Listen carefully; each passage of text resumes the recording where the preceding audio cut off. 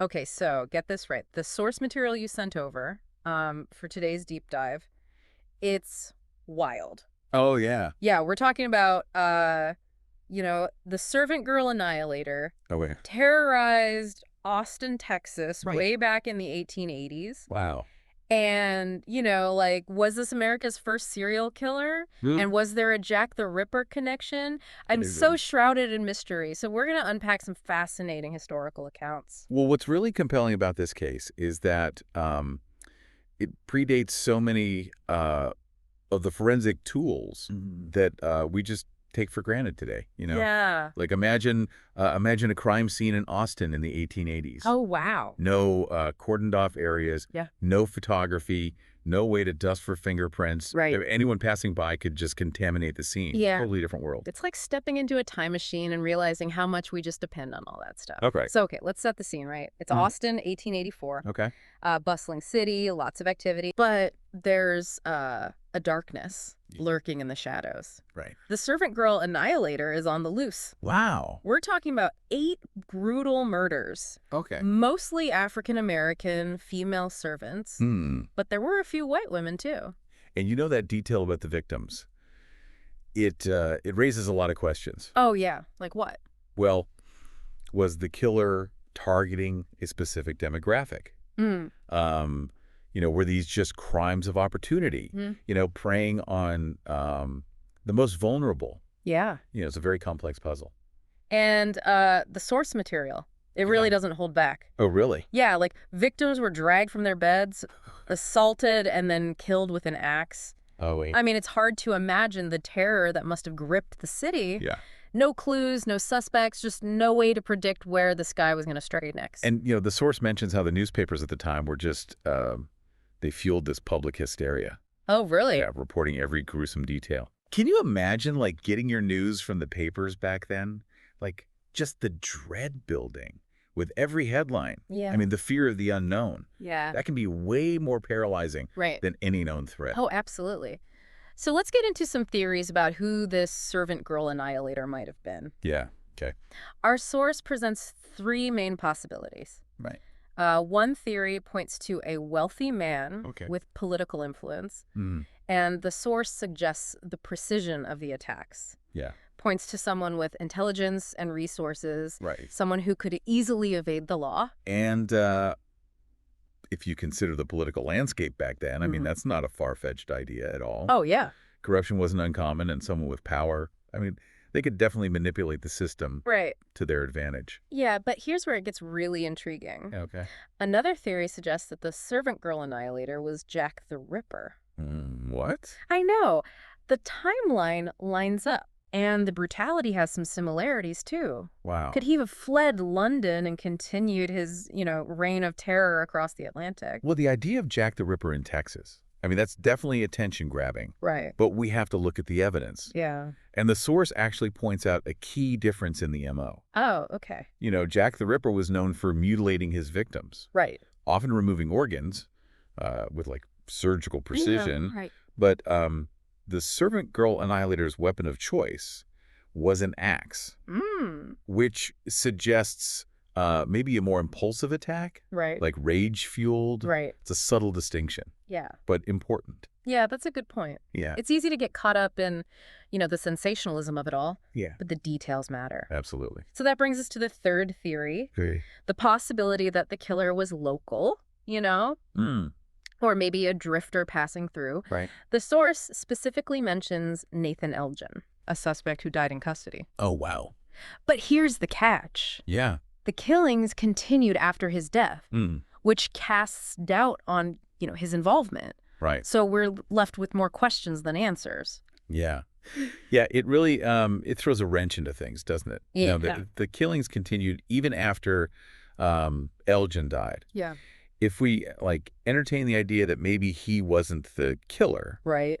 then it begs the question, like, was there more than one person doing this? Oh, wow. Or did the real killer, like, just seize the opportunity, When Elgin was arrested, I mean, it adds another layer of complexity Right. to an already super perplexing case. And it makes you wonder, like, how many other suspects were just overlooked? or dismissed, especially given like the social context of the time. Right. The source highlights the potential for racial bias in the investigation, Yeah. were crucial pieces of evidence ignored because the victims were mostly African-American women. Well, that's it's a critical point. Yeah. And one we can't shy away from. Right. Like, imagine this, okay? Okay. You're an African-American servant. Yeah.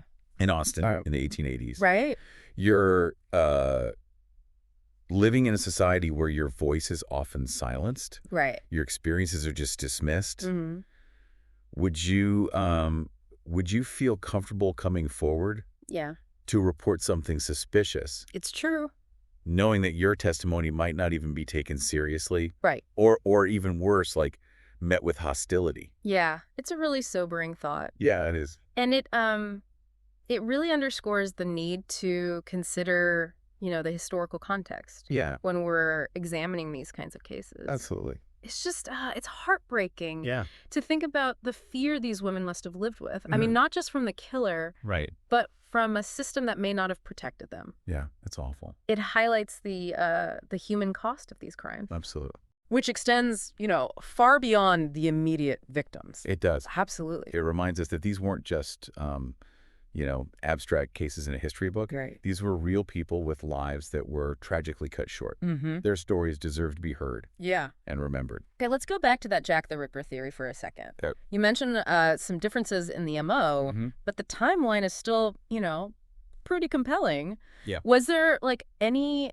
real effort to investigate a connection, or was it all just speculation? Well, from what the source indicates, the Jack the Ripper connection was mostly fueled by public imagination and newspaper sensationalism. Yeah. There wasn't any concrete evidence linking the two beyond the, coincidental timing and just the brutality of the crimes. But it's important to remember that, international communication back then and collaboration on criminal investigations, I mean, that was very rudimentary. Yeah.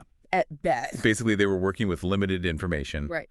And just a lot of unknowns. Yeah, no internet, no international databases, no way to quickly share evidence or compare notes with, detectives across the ocean. Makes you appreciate how far we've come, huh? I know. Yeah. And it makes you wonder how different things might have been, Oh, yeah. If they had the technology and resources that we have today. For sure. Would they have been able to make a connection? Yeah.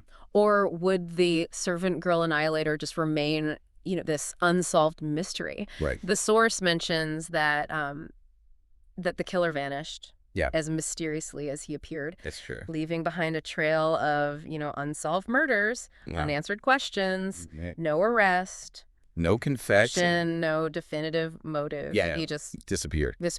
And that's maybe the most unsettling part of this case. Yeah. That lack of closure. Right. Knowing that someone capable of such brutality could just melt back into society, leaving a legacy of fear and uncertainty. Right. It's a reminder that even in a world of increasingly sophisticated investigative tools, some mysteries might just forever elude us. Yeah, it really makes you think, how many other cases are out there, just waiting to be solved. Oh, yeah. With a fresh perspective, maybe some new technology. It's history, right? Yeah.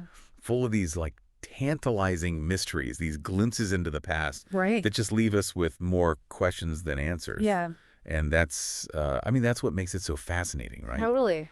It challenges us to think critically. Yeah. To piece together the evidence and just grapple with the unknowns. So, okay, let's recap what we've learned Right. about this Servant Girl Annihilator case. We've got these brutal murders in Austin in the 1880s. Right. A city gripped by fear. Yeah. Multiple theories about the killer's identity. And then, poof. Nothing. He vanishes. Yep. No arrest, no confession, no motive. It's a case that really highlights the challenges that investigators faced back then. Right. But it also, I think, reveals a lot about the social dynamics and anxieties of the time. Oh, yeah. In what way?